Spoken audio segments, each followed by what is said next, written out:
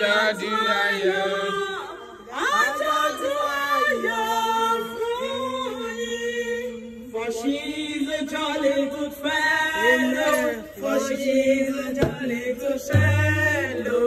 For she's a jolly good fellow.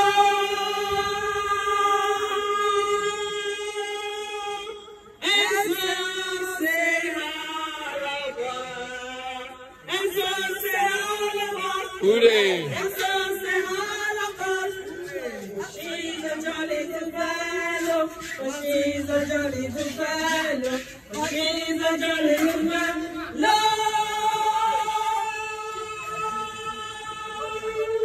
And so say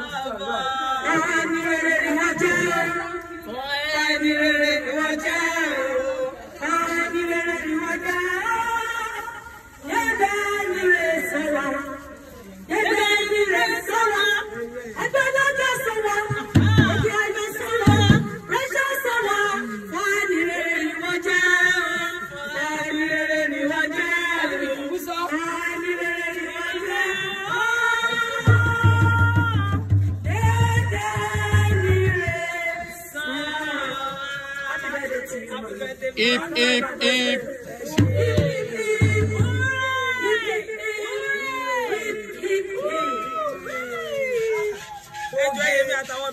Oge ẹ̀yin àti ìṣẹ̀ṣẹ̀ láyé náà. Ọlọ́run máa surprise you. Amen. I don't even expect this one. The Lord will surprise you. Amen. Àárọ̀ ìtẹ̀sẹ̀ ní kiri sí ni mo ṣe ń gbàdúrà fún yín. Mi mọ̀ pé nǹkan mi ń bọ̀. Ọlọ́run á bùkún fún yín.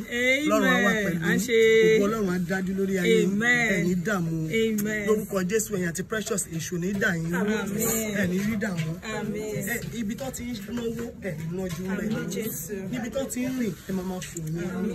Ọlọ́run á bùkún fún yín. Àwọn yín ò ní ṣẹ́kù. Ẹ̀yin jẹ́ kòrò kẹ́rin. Ẹ̀yin dààmú. Ayé ò ní gbóhùn yín lẹ́nu. Ẹ̀yin tẹ́jú ilẹ̀ mọ́lẹ̀. I don't know what to say. The Lord will bless you. Amen. My God will bless you. Amen. The Lord will bless you. Amen. Thank you very much. You're welcome. Ẹ ṣé mo appreciate. Báwo lẹ ṣe rí èmi yìí sí?